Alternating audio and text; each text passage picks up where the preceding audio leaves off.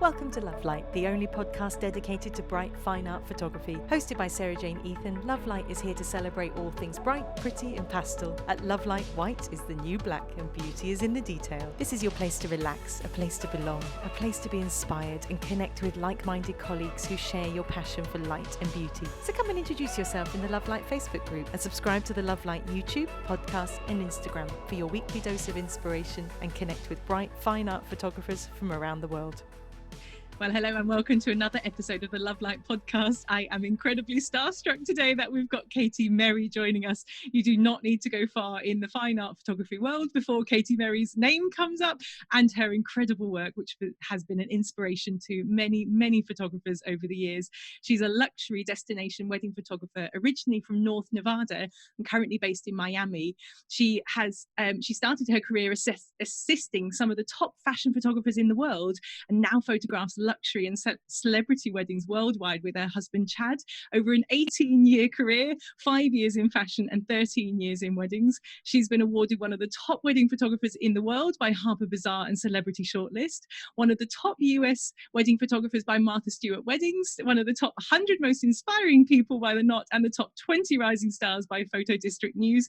She's had work featured in Vogue, Harper Bazaar and Martha Stewart Weddings. She is a passionate conservationist, entrepreneur, adventurer and lifelong learner. She also mentors other photographers via public speaking, private coaching and her signature online course, Masterclass, which is the Abundance Plan. She also has a fascinating passion project called Render Loyalty, which is focused on saving endangered animal species through prints and photography, which I think is absolutely fascinating. So, Katie Merry, I cannot tell you how absolutely honoured and stunned I am to have you here on the podcast. Thank you so much for joining us. Oh, thank you so much for the beautiful introduction. Oh, you're so welcome. I'm so excited to talk to you. You've had such an expansive career, done so many things and so many different things that you've been involved in high-end fashion, but then you've also done weddings and you do conservation work with your photography too. You've got so much experience. I'm so excited to talk to you, but talk to us a little bit about how you started in photography. So you've kind of been going for roughly around 18 years. What did the start of your journey look like for you? Yeah, absolutely. And it started even earlier than that. I was always an artist from the get-go and painting, photography, you name it. As soon as I could get a point and shoot camera, I was off to the races, usually photographing animals. I love it. And I did have the pleasure of taking a high school photography course, which back then, you know, I'm dating myself now, was darkroom film, black and white film, all those wonderful things. And I'm, as you mentioned, from Northern Nevada, a small kind of cow town. And the photography teacher was really wonderful and took an interest in me and kind of helping me along and invited me to join a state competition that was in Las Vegas, which is about 8 hours away from where I grew up. And so that was pretty exciting. I was like, absolutely, I will go. Wow. And it was for this thing called VICA, which I don't know if you have this where you live, but it was Vocational Industrial Clubs of America, which is everything from auto mechanics to welding to photography. So really focused on trades. And they would do this annual competition for high schoolers where you would go and compete within your trade. So I did that at the high school level, one at the state level for photography. So it was a competition, and went on to the national competition, which was in Kansas, and was runner-up there, which, long story short, it just meant that I ended up with a full ride to 2 different photography schools. So at the time, I wasn't considering photography school at all, or really even as a career. I think I was going to try to study zoology. You know, I'm really into because you're a big animal lover. Animals and, yes. But, you know, I really wanted to get out of Nevada, like a lot of kids that are from a small town. So I picked the one that was furthest away and went to photography school in Massachusetts and graduated there and began working in the fashion industry. So wow, how fascinating. And so describe those first 5 years in fashion photography, what you learned and how that's influenced the way that you work now. Absolutely. Well, this was way back when weddings were still white tablecloths and in banquet halls and things. So that was not even on my radar to pursue it all. I absolutely I'm going to be a fashion photographer. So I learned really quickly, you become an assistant and you get out there and hustle. So that's what I did. This was before most of the internet too. So, Wow. you had to call studios and Yeah. try to get your foot in the door. And New York, Miami, and LA, I pretty much worked in all of them and got on, lists on studios and started assisting, and eventually ended up working full time for a German photographer in Miami, pretty much as his first assistant. And as the years went on, so it afforded me the opportunity to travel, which was really what I Wow. really wanted to do. And Yeah. also I got to learn from all these amazing photographers and worked on catalog jobs, advertising, everything, and just pulling equipment around and traveling the world and doing assisting. And later I even did some production. I did digital tech Wow. work, which was, watching the screen as the images coming Mhm. in and running all the files once digital became a thing. Wow. So I did that for about 5 years, and near the end of that, decided to also start associate shooting and Mhm. second shooting for wedding photographers as another Right. side hustle. And that's kind of how slowly I was introduced to Mm. this other side of the industry. How fascinating. Now I know that the fashion, your early days in fashion photography has influenced largely how you approach a wedding day and how you approach interacting with your subjects. And so talk to me about what you learnt in those early days that has now become part of your creative vision, how you see things and how you work. Yeah, the best photographers I've worked with, and I've worked with some amazing, amazing photographers, and they really are masters at Mhm. directing and Interesting. controlling the scene. And on some of these shoots, you've got 30 people running around doing different things. You've got amazing models, but ultimately, they would always step in and just take over the energy and always control that narrative of directing the client. And I learned really early on Mm. about having a certain level of confidence and how Right. important that is to bringing confidence to your subject and Yes. influencing them in the way that's going to lead to the result that you're looking for. Yes. So, it sounds cheesy, but, all those things they always make fun of in the movies, like, beautiful, look Yeah, here, yeah. Camera loves this, you, that. baby. Yes, yes, keep it moving, but it's true. It was constant, constant, Yes. constant. And Encouragement even and the top models, they need that. So, of course, when we're switching to right. photographing normal humans, Hmm. uh, you know,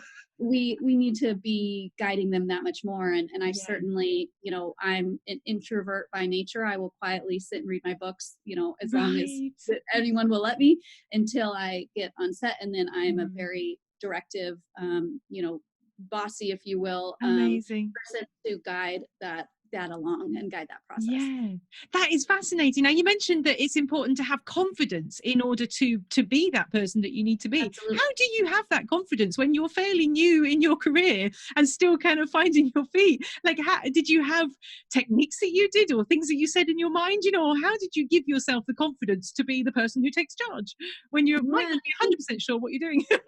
Yeah, and even to this day, I mean, we're all always coming into new situations Mm, and new things where you go, this one is really kind of getting me to scratch my head a little bit. And yeah, I think once again, you just have to do, yeah, Nike, they said it the best, just do it. And I think come back to that over mhm, and over, that it's really daunting or even mm, impossible until you do it. And then you go, oh, okay, well, I yeah, mean, it wasn't half bad. It could have been a little better or anything. And before you know it, you start to build that up. But I think first and foremost, just the way, mm, I don't know if it's fake it till you make it, but you do have to step into that person that you are yeah, looking to be. And sometimes you kind of have to just take on that role and that persona when you yeah, need to. And I'm sure that's with every part of life, that yeah, we all navigate these different times in the day. We don't even realize we're doing it, but maybe with your spouse, you step into a more mm, calm and maybe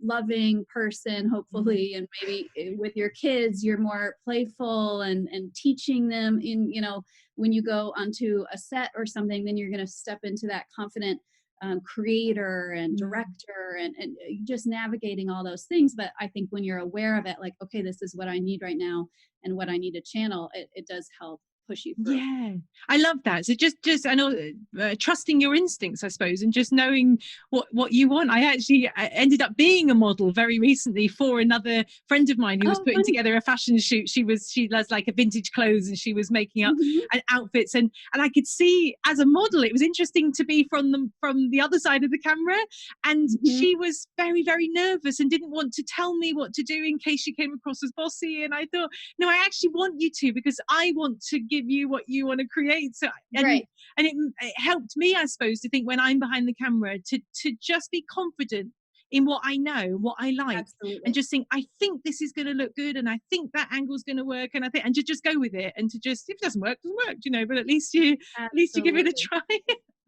And I always go back to, that's where that pre-visualization, that Mm, prep work is so important, because if you interesting. already have kind of walked through what you're going to do in your mind, Yeah, then it's much easier to actually be confident and go do brilliant. that. And of course, things are going to happen where you're going to have to improvise, but if you already have a baseline of a plan Mm, A and potentially a plan B, you're going to walk in way more confident than if you just show up and really go, well, good. I'm not really sure what we're doing here today, but we'll Yes. figure it out, Yeah.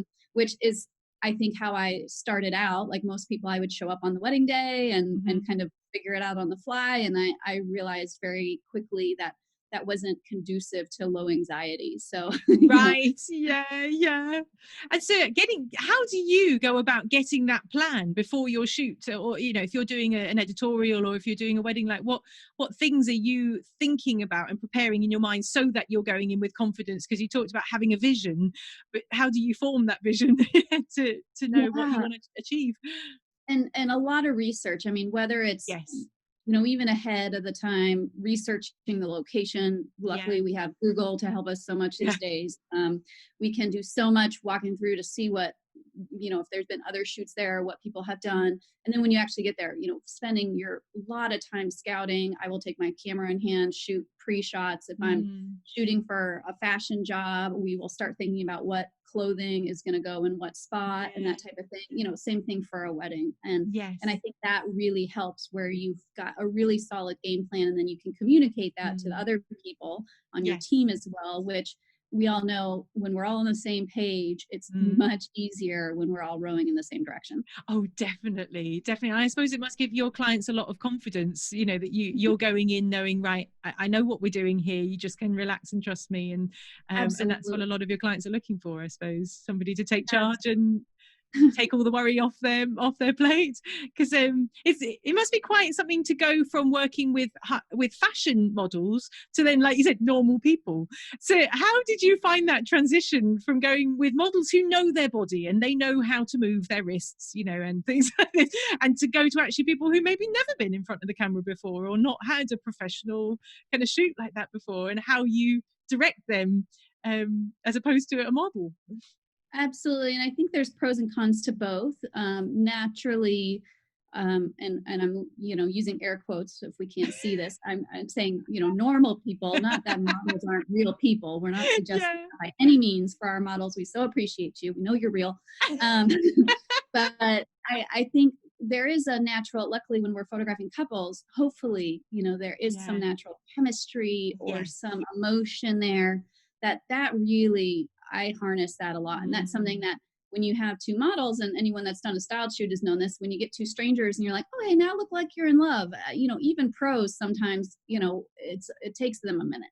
And Yes. so I think there's pros and cons to both, and certainly advantages. So really, depending on which one you're working with, taking the strengths of that Mm. situation and just really doubling down on that. If they've got great laughs and chemistry together, great, we're going to do twice as much of that. If I they're love it. I love really it. just good at the quiet whispers, or if it's a model where you can do a more Mm. elaborate pose that a regular person would totally be awkward and comfortable with, then great, Mhm. that's your opportunity to do that. So just Yes. really finding what is working and doing more of that. I love that. So just really gauging your client at the time, and who they Mhm. naturally are, and then enhancing that, I suppose you just said, do, Mhm. do more of it, do, Absolutely. do whatever it is that they love to do. That is so good. And so talk to me about then the transition from fashion into weddings, and why then weddings was the one that took, that you were like, yes, this is it. I love this. I'm going to do this. Yeah, and this is gonna sound hilarious because at the time I had been traveling for 5 years. I was shooting in different cities all the time and really saw the life of the fashion photographers that I was working for. And digital also did change the industry. Fashion Interesting. photographers used to have total control over the imagery, and they had to say got it, and nobody could look at a Mm. screen and say otherwise. And that did start to change, and certainly the industry has changed significantly in Yeah. the last 10 years and things. But Interesting. at the time, my one of my main thoughts was, I don't want to live on an airplane. And Yeah. now, ironically, I'm a destination wedding photographer and travel Yes. more than most fashion photographers I know. But at the Yeah. time, that was one of my motivations. But I wanted to also have more creative control, and Mhm. not to say that I'm a control freak, but I really liked how in my early fashion days, the Mhm. photographers really had that creative control to create what they saw and Yeah. envisioned in their mind. And that did shift. And with weddings, through doing the associate shooting and Mhm. even shooting some on my own, I was really able to see that the world really is your oyster. You can kind of Wow. find a location, you can create what you'd like to. You have a lot of creative control as a wedding photographer, and I think Yeah. many people don't realize quite how wonderful that is, and what a Mm. liberty it is to be able to have that control to create what you would really like to, and the sky's the limit. Amazing. I love that. And so did you go, because your clientele now are often, the luxury market and celebrities. Did you go straight into that market because of the associate shooting that you were doing, or did you work up to that?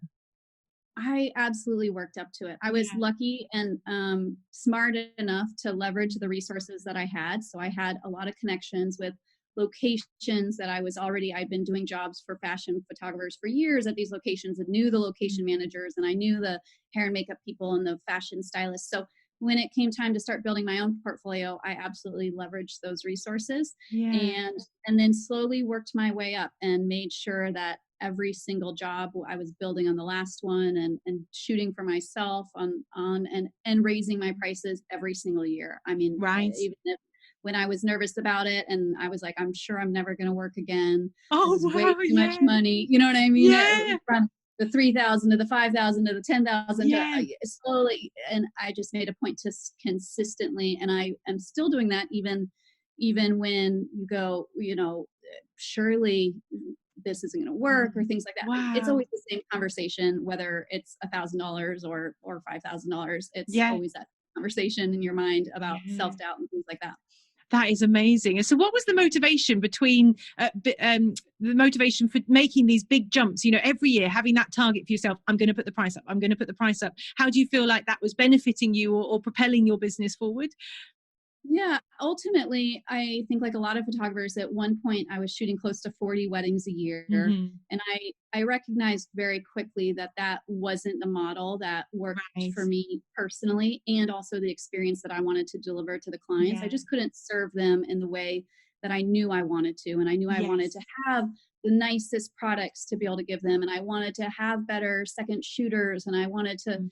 have a better website, all the things that I Yeah. just knew that at this price point and this quantity is not possible. So it was always about shooting less, charging more, so we could Hmm. create what we needed to, and being able to grow the business and brand that way.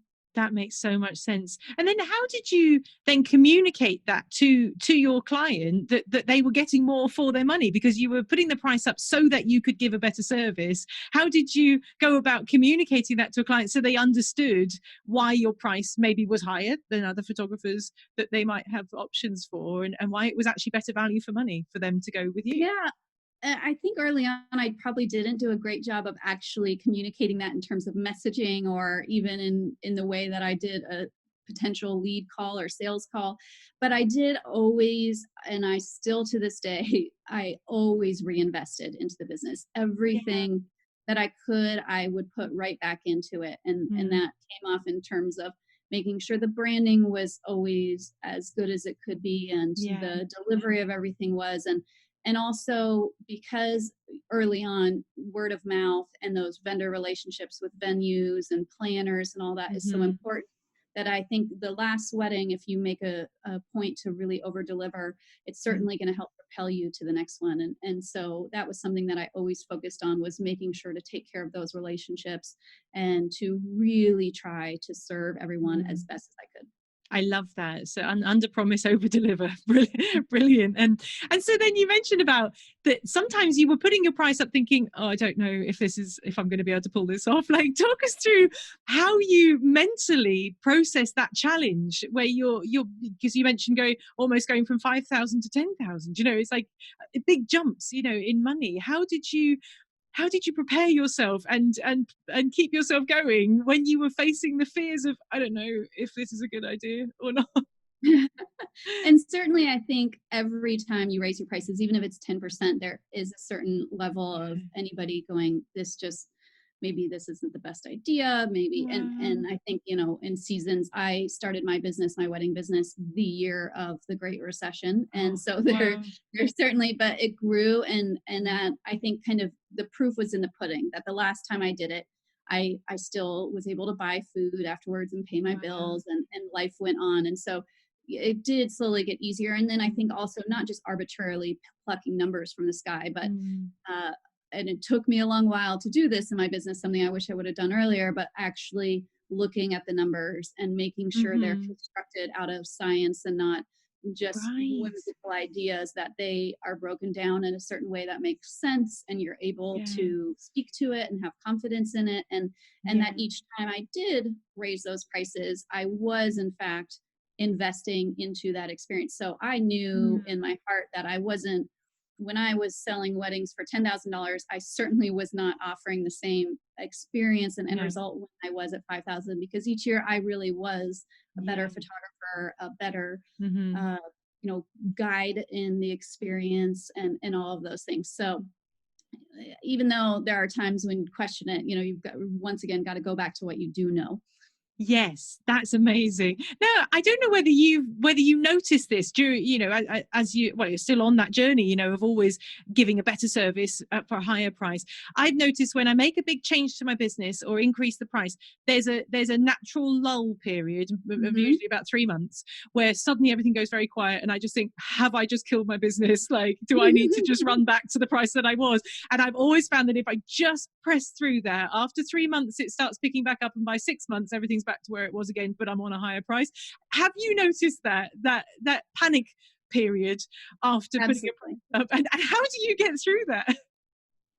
Patience. My grandmother always used to say patience is a virtue. And I think going back to that, you have to, have patience and trust in the process. And once again, if you're doing it out of sound science, you're doing the right things, running the numbers in your Mhm. business, constantly iterating and seeing what you can do better. I Yeah. think then you just have to have that patience and calm, because I many times had a panic and starts, you just go, oh gosh, I've got to do this. I got to start making decisions out of fear, which is Yeah, something we were talking about interesting. earlier. You want Mm. to make decisions out of a better place, and certainly not out of fear. So Yes. How did you reassure yourself that there were the clients out there who were going to pay these prices? And so therefore you could, because you've done all the numbers theoretically, how did you know, okay, I'm making a good choice in the sense that there are clients out there who are going to come and pay these higher prices? How, in that panic period where you're thinking, I don't know if this is going to work,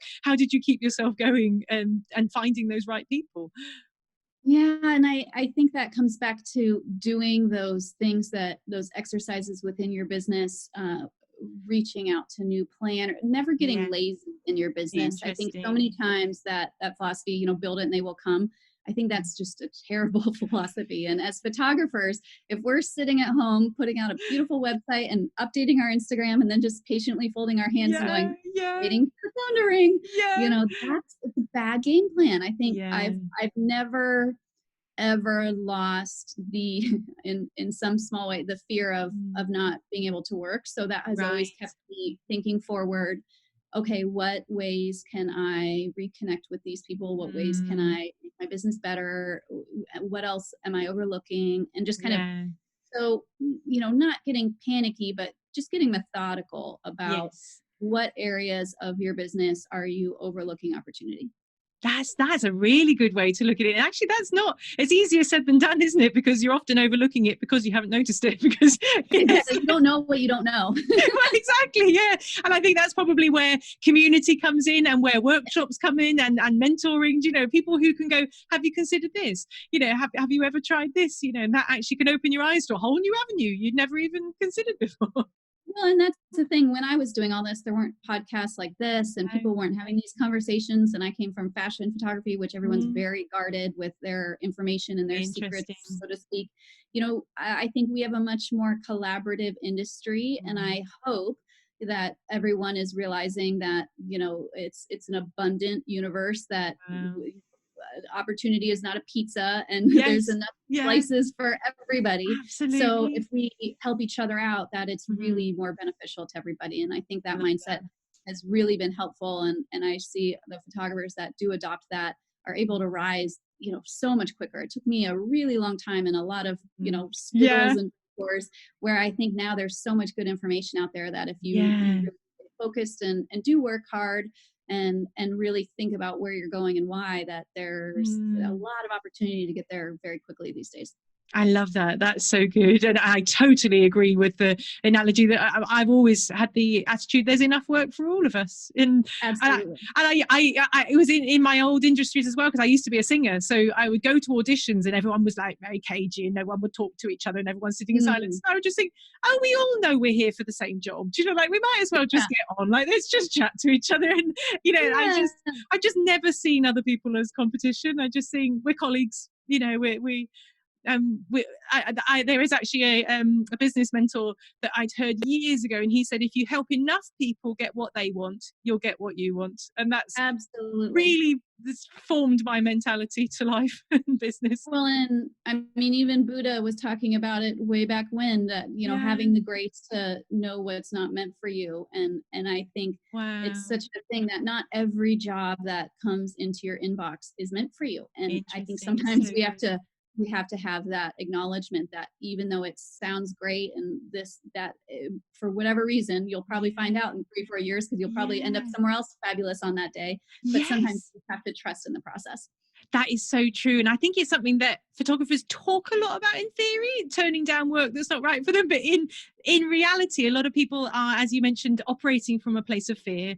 And so they're taking on clients that aren't right for you. So for yourself, how do you know if a client isn't right for you? What are warning signs that you look for and you just go, oh, I think I'm not available that day after all? I mean, we all know it when we hear it, where it's just, it, but you're like, oh, but, it's okay. But it's when you start doing the buts that you're like, but I think we can work that out. And often I'm lucky enough to work with my husband and business partner, Chad, who is very, very easygoing. I'm much more high strung, and he is, anyone that knows him, he is very calm and charismatic and really just likes to enjoy life and have a good time. And once in a while, I'll just run thing. Oh, so I've got this thing and they're saying this and this. And he goes, that doesn't sound like a very good fit. And I go,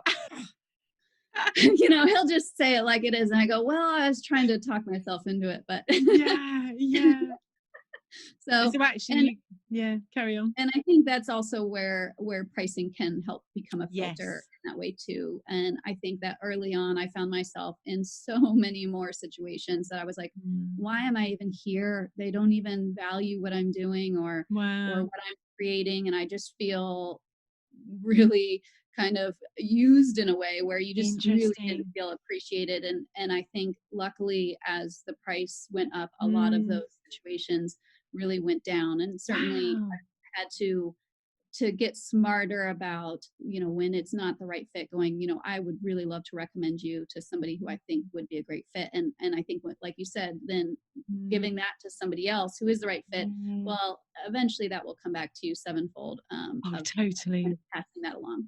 I love it. I did a brief stint in car insurance before to fund my gap year. I did a gap year in Africa as well.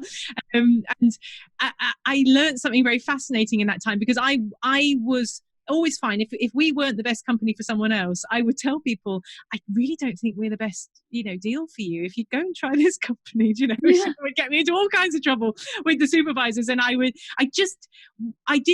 refused to do any of the underhand tactics that they did for selling insurance to somebody when I could just tell this isn't right for them. This isn't Yeah. for them. And And I remember my supervisor really telling me off one day because she'd heard me on the phone call and passing on another client.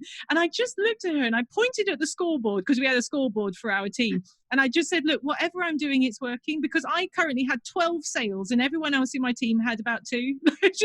And so there you we're go. only midway through the week. And we had 100 people on the floor and 4 floors of people. So there's 400 people in this company. And people were saying to me in the cafeteria, they were going, oh, SJ, are you that girl on the 4th floor who sells all those policies? So I was getting a reputation in the company for being one of their top sellers. And Right. yet I was actually consciously not selling anything. I was just trying to get the right product for the right person and match them up. And it proved to me that is actually a profitable way to do business. It doesn't sound like it Absolutely. on paper, but it is. Well, and it comes back to the simple principle of just trying to be a good, kind person and do the best for others. And gosh, I mean, if we could go back to just sit in on some kindergarten classes, I think we could all learn a lot about our businesses and what we should and shouldn't do. Oh, so true. Absolutely. So you actually found that putting your prices up meant that your clients appreciated you more, which is a fascinating, concept. And I think a lot of photographers are scared to put their prices up because they think, oh, clients are going to expect more of me, or they're going to be more demanding, or it's not going to be as And they fun. And are. actually for you, it's totally the opposite, much more fun. Well, I mean, there's 2 things. First, you all know webinars, online trainings are a dime a dozen. There's a million out there. How many have you signed up for in the last month that you signed up for and you didn't go to, right? You just said like, oh yeah, that's now I got to answer my email, whatever. Meanwhile, I signed up for one the other day and I paid $99 for it because it was someone that I respected, admired, and I wanted to learn what she had to teach. You bet I showed up for that webinar live and I made a point, and that's because I invested into it. Brilliant. So number one, when you've invested into it, you value it more. End of story. I mean, the $10 shirt you bought at Zara and the $100 one that you really saved up for, they have different value to you. And then secondly, that caveat, clients certainly do come with higher expectations and sometimes demand more, but I think I made sure that at each step in the road that I was ready to handle that. So not getting too far ahead of yourself where you go, that's going to be too much pressure. Right. But understanding that's okay if they have high expectations. I'm ready to work on that and deliver it. And you've also created more time to serve them because you're not doing as many weddings. So how many weddings do you do a year now? Because you said 40 was just way too much to give the service that you wanted to. How many have you found the sweet spot is for you? Well, in 2020, maybe not so many. Yeah, I know, right? I mean, what has happened? So we'll see. And maybe in 2021, a ton. So I don't even know anymore. But my answer before the pandemic would have been about 12 to 15. Yes, amazing. Now, you mentioned that it's something that you wish you'd done earlier in your business was to really pay attention to the numbers with your business. And so now, looking back, what would you say to somebody who's further down on the journey? What is it that they need to be looking for or being aware of when it comes to the numbers, as you say, in the business? Well, I had this idea that if I focused on being the best artist possible, the very best photographer, I mean, that was 100% of my energy day and night, woke up thinking about it, went to sleep thinking about it. How can I be a better photographer? And that was absolutely my focus. And I would say for about the first 7 years of my business, I was at least smart enough to increase my prices every year. So that was good. But I really wasn't focused on the business side. I wasn't checking my, P&L statements. And at the end of the year, I file taxes and go, oh, well, that was better than last year. So we're doing good. I had enough money to pay the bills more or less. So overall, it was good enough for me. And what fed me was kind of the creation and things like that. But ultimately, I did realize at a certain point that what I was doing and not paying attention to that side of my business, it was stalling my growth. It wasn't allowing me to take the business to the next level, which over time I had bigger ambitions for. Yeah. And so I had to really double down and kind of go back to school, literally, in terms of becoming the business woman, the entrepreneur that also was an artist. And I think we have this misconception as photographers and artists that you're one or the other, or that one's going to detract from the focus on the other one. And so if I'm a better entrepreneur, I'm going to be a worse artist or something like that. And I found exactly the opposite, that once I focused on understanding the business and really kind of breaking down these things that previously kind of scared me or I wasn't interested in, that it actually it was as creative as the art side, that you can actually get creative with how you build your business and start thinking about possibilities and projecting and forecasting. And I really started to have fun with that. And I think it opened up a lot of new opportunity for me. Yeah, so actually something that is often a laborious task for most photographers actually became something quite fun for you, and actually an extension of your creativity. That's amazing. I love that. And so talk to us a little bit about mindset, because I know that mindset and self-care is very important to you, and you said you don't want to live on a plane, and yet you've ended up with a life where you are on a plane a lot, and you're traveling and you're away from home, and you've got, you know, clients who you're providing quite an intensive service for, in the sense that you're very involved with them and you're doing a lot for them. How do you make sure that you're always replenished, that you've got the internal strength and peace that you need to do your job well? Yeah, and just like business, that's been an evolution for me in learning too. And so first and foremost, I'm a student, and will be until the day that I die. I'm always just soaking up as much knowledge and reading as many books as I can, and really trying to find what other people who have walked further down the trail than me, what are they doing? And so I think confidence, especially, I mean, as a photographer, you're really in a way a performance artist. You know, you don't just get to create in the comfort of your surroundings and have your lovely music on in a calm, tranquil environment. You have to saddle up, go out and perform and accomplish something in a finite amount of time. And so you have to be mentally and physically strong and able to do that. And I have found that the more that I've sharpened those things, I am really have always been focused on fitness and running, and then, you know, really double down on my mindset as well. And I think those things together have just given me so much more peace in my life and creative freedom, and made me a better business owner, all those types of things. And I think it's just imperative to be able to take the good and the bad that inevitably will come with business and life. Oh yeah, I mean, that's the thing, isn't it? It's always going to be a big challenge. So what is it when you talk about changing your mindset that's brought you peace? Like, what are your kind of top tips, or the things that have worked so well for you that have made you a more peaceful, calm and strong person? Yeah, and that comes back to good habits. So I every morning start my morning the same way, and that's getting up, thanking the universe that I'm waking up. I meditate. So that's been something that I had to learn how to do better and better. And luckily there's so many great apps for that. I'm currently using, I kind of play around. Like I think most people, you have to find what works for you in that season, and then that's going to change. Right now I love Calm app. And then I just got turned on to a new one called Insight Timer, which is really great.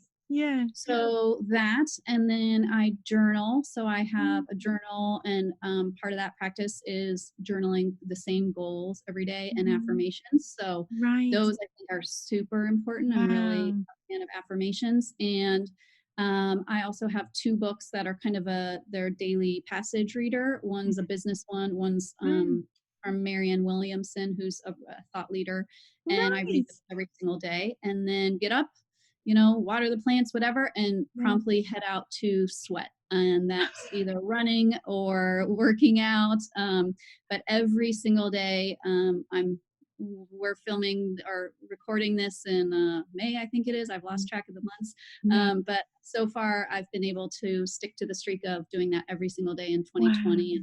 And now I don't really see a point in letting anything get in the way of that. So but that I think is crucial. And that's just one area that has really helped to change my life a lot.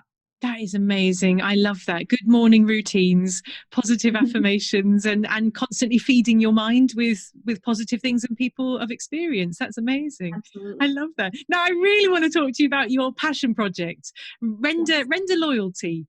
which Yes. produces prints of endangered species to help protect those endangered species, which I absolutely love. You're a big animal lover, and so am I. So talk to us about how that even came about and what it's all about.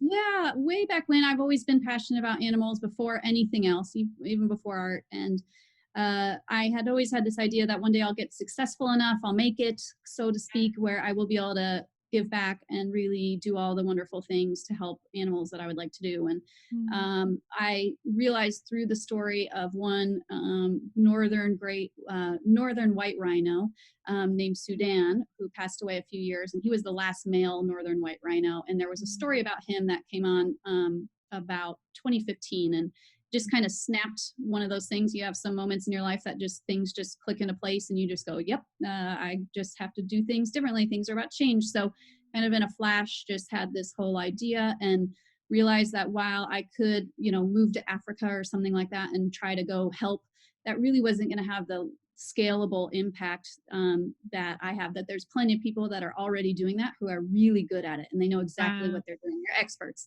So what I wanted to do was find a way to support those people with boots on the ground, the ones that have been taking care of orphaned elephants for the last 40 years, and they figured out the best way to do it. So I went out and researched the top conservation nonprofits that there are, and really the experts in those fields. And promptly, just the same way I did when I was trying to be a fashion photo assistant, I just started emailing and calling and just, bugging people until I finally was able to get off the bat 2 that were partnered with us, Elephant Orphanage in Kenya and another conservancy. And then later the same conservancy where the northern white rhino was, I went and photographed the last 2 females that are left in the world. And so just to drive awareness, and then we do sell large format black and white prints that are shot on film and donate back to them. And so sending them checks every time we make a sale is one of my favorite things that I'm able to do in my business. Oh, that is amazing. How do you advertise the pictures that you're taking? Are there places that people can go to find them and to invest in this? Yeah, we're on Instagram and we're online at Render Loyalty. So renderloyalty.com and at Render Loyalty, you'll be able to see more of that. And my own profile links to them as well. I love that. And one of the quotes that I took off your website was, I look at photography, let me get this right. I look at photography as the method by which I get to leave the world a little better than I found it, which I think is just the most wonderful way to look at the creative art that we do at photography. And that's certainly something that, I think we do for wedding clients anyway, by providing them with these long lasting images of love. But actually through Render Loyalty, you're doing something that actually is having an even bigger impact on the world through your creative art, which is really wonderful.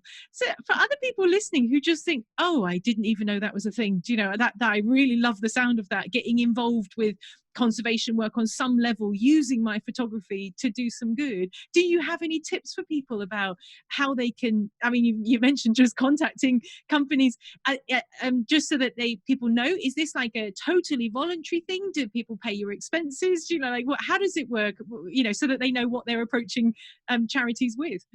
Yeah, so I self-funded everything because part of it was the last thing I want to do is tax the organizations who every dollar counts so much. I don't want to be a burden on them in any way. So it was really important to me to self-fund everything, which we did. And ultimately, I think that just like life, you can build your business by design, and that you can build it to be a force for good, and actually doing that in your business plan. So that was part of the realization when I got into business. I realized very quickly that I can decide from the get-go that I'm going to build into my profit margin 10% to give back, or 10, that we're going to do this. And when you build it into your business, and so maybe that's as simple as our listeners saying, every contract I sell, every wedding I book, I'm going to have $100 that goes towards this cause. And that's the beautiful thing about the world. We all have something that's uniquely special to us. Maybe it's children in foster care, maybe it's planting trees, maybe it's veterans. Everybody's got something that they know in their heart they really care about. And if you just say, okay, fine, it's not even my money, it belongs to these people, and I'm gonna put that aside, you've built it into your business to give back. And the beautiful thing about it is it's addicting. And once you realize the power that you already have, you're gonna want to do it more, and it's gonna motivate you to be more profitable in your business, because profits equal impact. And I believe that very, very much.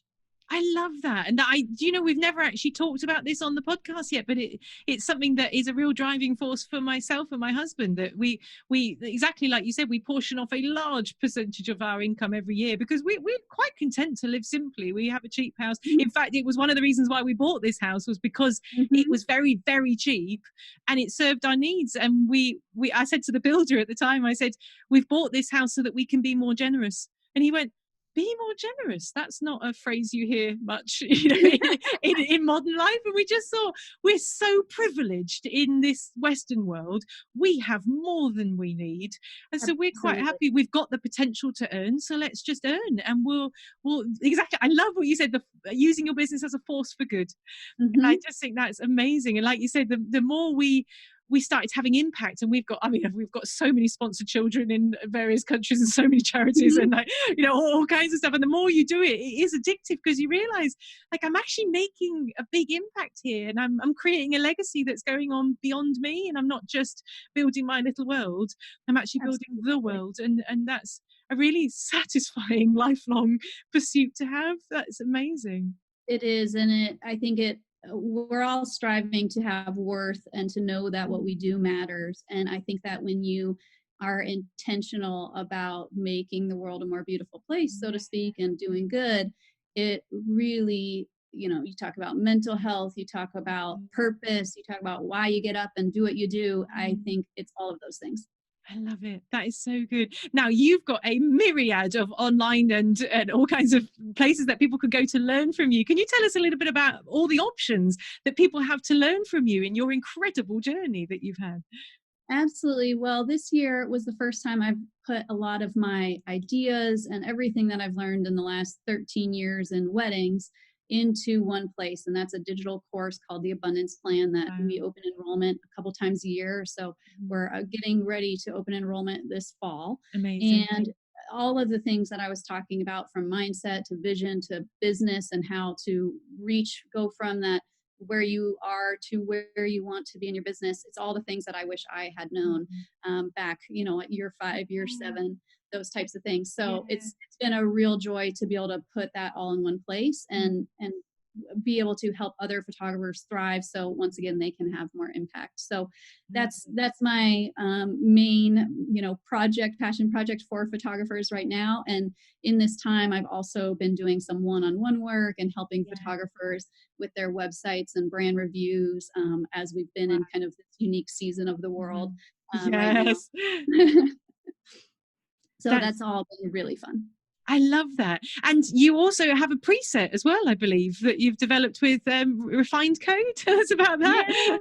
yeah, it was really fun. I think, like most people, as a hybrid photographer, I have always been frustrated by making my digital equal to my film in terms of color Mm. and tonality, and it's just been something that I've always wrestled with. And Yeah. years ago, I decided I wanted some help wrestling these little guys. And so Marta of Refined became my digital editor, and she still is today. And over the few years, she's smarter than I am. So she actually started, taking all the things that you do and putting them into a preset, which I never did. Yeah. I would just do it from scratch all the time. Yes. And ultimately she just said, these work really well on all sorts of Wow. different files. And I think we need to offer these. And so we began selling those in 2019. And photographers have really been able to enjoy them and use them in an array of work, which, anything, like we said, we can take a little bit of pain out of the sting of digital editing. That's a great joy too. Oh, absolutely. Yeah, any help with that. So you've got the one-to-one mentoring that's available. You do website and brand reviews for people. You've got this online incredible course that's just got your 13 years worth of experience and learning in there, and the preset as well. And I believe you've got a lot of free resources as well, ranging from the common mistakes photographers make um, through to avoiding overwhelm. So there's loads to get your hands on. Where can people go to connect with you and to get their hands on these incredible resources? Absolutely. ktmary.com, and that's KTMERRY. And same thing at KTMary across all the channels. And I'd love to have anyone DM me or tag me that you actually listen to this, and I'd love to hear Yes. from them. Yeah. Yes, I love it. Yeah, so if you're listening, send Katie a message or a comment below this podcast episode and just say thank you, because this has been the most incredible honor, and we're so grateful for your generosity and your time to come and share your story, and just such incredible experience that you've got. So thank you so much. Thank you so much for having me. It's such a pleasure, and keep up all this great work and sharing all the knowledge as you do. Oh, thank you so much. Thank you. If you enjoyed today's episode, you can find more interviews, tips and inspiration in the Love Light Fine Art community on Facebook. You can also follow along with each new episode on the Love Light YouTube, podcast and Instagram. And don't forget to visit www.sarahjaneethan.co.uk/lovelight for information on training, real-life wedding workshops and online courses to develop your own fine art photography and connect with more of the clients you love.